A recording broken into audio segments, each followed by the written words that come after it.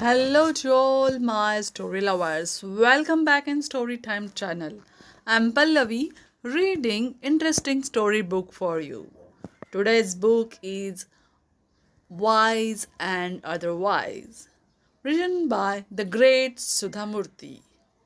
In this book, I am reading chapter 12, A Lesson in Life from a Beggar. Now let's go through it.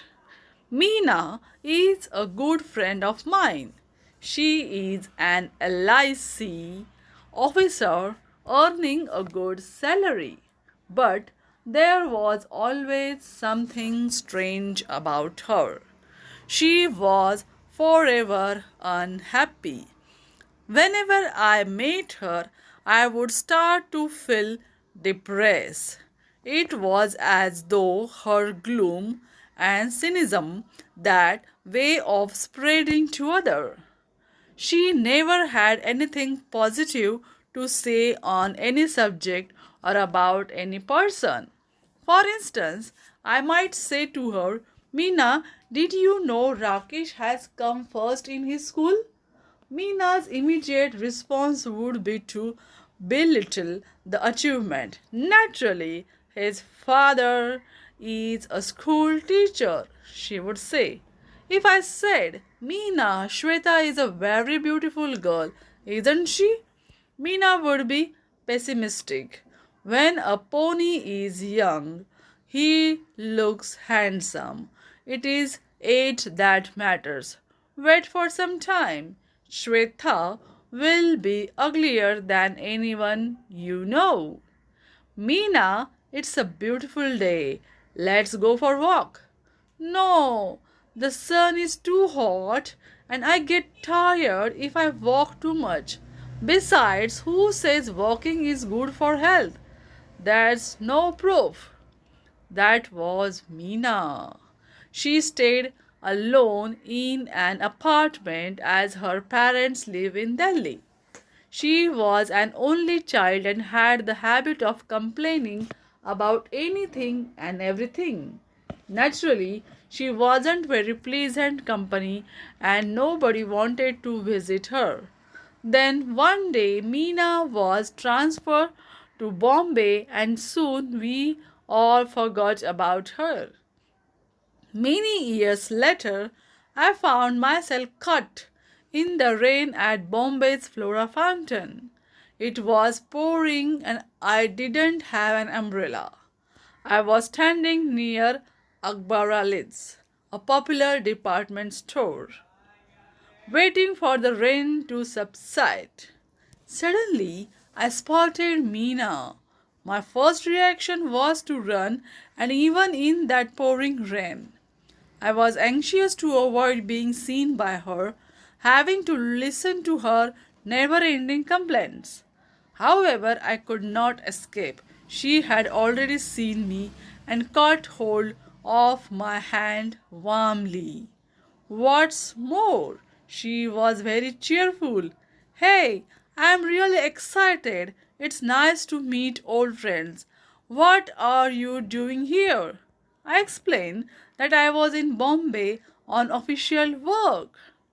Then stay with me tonight, she said. Let's chat. Do you know that old wine, old friends, and memories are precious and rare? I could not believe it. Was this really Meena? I pinched myself hard to be sure it wasn't a dream. But Meena was really standing there, right in front of me, squeezing my hand, smiling, and yes, she did look happy. In the 3 years she had been in Bangalore, I had never once seen her smiling like that. A few strands of grey in her hair reminded me that years had passed. There were a few wrinkles in her face, but the truth was that she looked more attractive than ever before. Finally, I managed to say, No, Meena, I can't stay with you tonight. I have to attend a dinner. Give me your card and I'll keep in touch with you. I promise. For a moment, Mina looked disappointed. Let's go and have a tea at last, she insisted. But Mina, it's pouring. So what? We will buy an umbrella and then go to the Grand Hotel, she said. We won't get a taxi in this rain, I grumbled. So what? We will walk. I was very surprised. This wasn't the same Mina I had known. Today she seemed ready to make any number of adjustments. We reached the Grand Hotel drenched. By then, the only thought in my mind was to find out who or what had brought about such a change in the pessimist Mina I had known. I was quite curious. Tell me, Mina, is there a Prince Charming who has managed to change you so? Mina was surprised by my question. No, there isn't anyone like that, she said. Then what's the secret of your energy? I asked, like Tendulkar does in the ad. She smiled. A beggar changed my life. I was absolutely dumbfounded and she could see it. Yes, a beggar, she repeated, as if to reassure me he was old and used to stay in front of my house with his 5-year-old granddaughter. As you know, I was a chronic pessimist.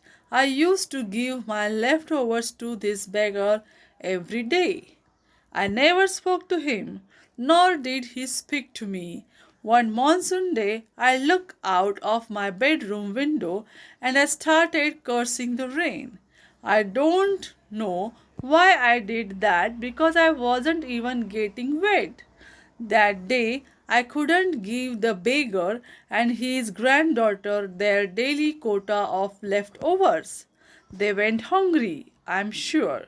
However, what I saw from my window surprised me. The beggar and the young girl were playing on the road because there was no traffic. They were laughing, clapping, and screaming joyously as if they were in paradise. Hunger and rain did not matter. They were totally drenched and totally happy. I envied their zest for life.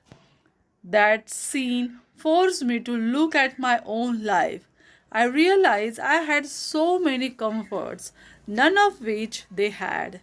But they had the most important of all assets, one which I lacked.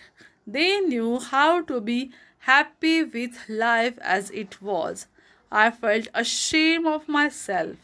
I even started to make a list of what I had and what I did not have.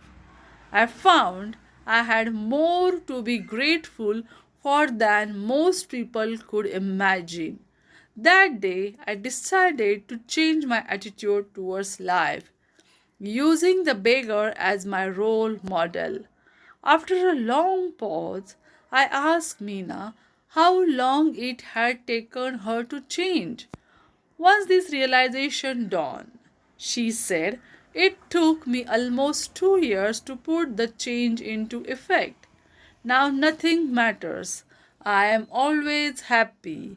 I find happiness in every small thing, in every situation, and in every person. Did you give any Guru Dakshina to your Guru? I asked. No, fortunately, by the time I understood things, he was dead.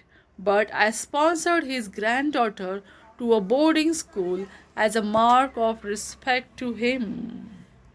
This is the end of the story. Do you like it? Then comment it and subscribe our channel. Bye bye.